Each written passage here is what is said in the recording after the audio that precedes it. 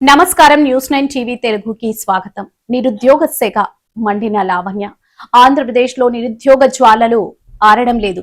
చదువుకున్న చదువుకు ప్రతిఫలం దక్కక కన్నవారి కలలు కళ్ళ ముందే కాలిపోతుంటే చూస్తూ తట్టుకోలేక మరో నిరుద్యోగి బలవన్మరణానికి పాల్పడింది.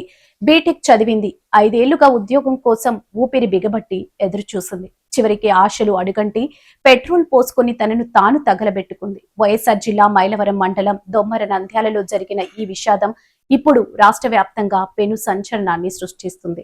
అసలేం జరిగింది? దొమ్మర నంద్యాలకు చెందిన చిన్నం లావణ్య వయసు కేవలం 28 ఏళ్లు.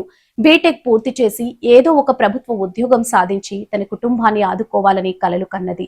రైల్వే రిక్రూట్మెంట్ బోర్డు పరీక్షల నుంచి గ్రూప్స్ వరకు ఇలా ఏ నోటిఫికేషన్ వచ్చినా దరఖాస్తు చేస్తూనే ఉంది. ఏళ్లు గడుస్తున్నా నోటిఫికేషన్లు రాక వచ్చిన కొలువు దక్కక ఆ యువతి తీవ్ర మానసిక వేదనకు గురైంది. నిన్న మధ్యాహ్నం ఆ వేదన కట్టలు తెంచుకుంది. రోడ్డు పక్కన పెట్రోల్ పోసుకుని నిప్పంటించుకుంది. మంటల్లో ఆహుతైపోతున్న ఆ దృశ్యాలు చూస్తుంటే గుండె తరుక్కుపోతుంది. ప్రభుత్వాన్ని నిలదీస్తున్న నిరుద్యోగ లోకం ఉద్యోగాల విప్లవం తీసుకొస్తున్నామన్నారు. ప్రతి ఏటా జాబ్ క్యాలెండర్ ఇస్తామన్నారు. మరి ఎక్కడా ఉద్యోగాలు? లావణ్య మరణానికి బాధ్యత ఎవరిది అని ప్రతి నిరుద్యోగి ఇవాళ ఏపీ ప్రభుత్వాన్ని నిలదీస్తున్నాడు. ఏళ్లుగా వేచి చూడాలా?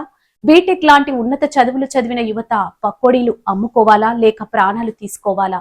నామమాత్రపు నోటిఫికేషన్లు, పేపర్ మీద పదుల సంఖ్యలో పోస్టులు చూపించి లక్షలాది మందితో దరఖాస్తు చేయించుకుంటున్న ప్రభుత్వం క్షేత్రస్థాయిలో ఎంతమందికి నియామక పత్రాలు అందజేసింది? వయసు మించిపోతుంది. లావణ్యకు 20 ఏళ్లు అంటే కెరీర్లో స్థిరపడాల్సిన వయసు. కానీ ఇక్కడ ఉద్యోగం రాక, పెళ్లి కాక ఇంట్లో వారికి భారం అయ్యాననే కుంగుబాటులో ఆమె బలిపీఠం ఎక్కింది. లావణ్య మరణం ఒక వ్యక్తి ఆత్మహత్య కాదు, ఇది వ్యవస్థ చేసిన హత్య.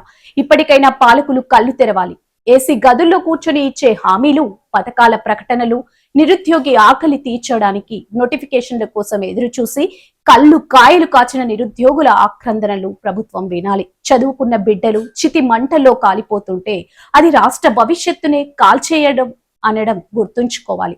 లావణ్య కుటుంబానికి న్యాయం చేయాలి. రాష్ట్రంలో ఖాళీగా ఉన్న ఉద్యోగాలను తక్షణమే భర్తీ చేయాలి. లేదంటే ఈ నిరుద్యోగ సెగలు ప్రభుత్వాన్ని తాకడం ఖాయం. మరిన్ని సంచలన వార్తల కోసం చూస్తూనే ఉండండి న్యూస్ 9 టీవీ తెలుగు. జై హింద్.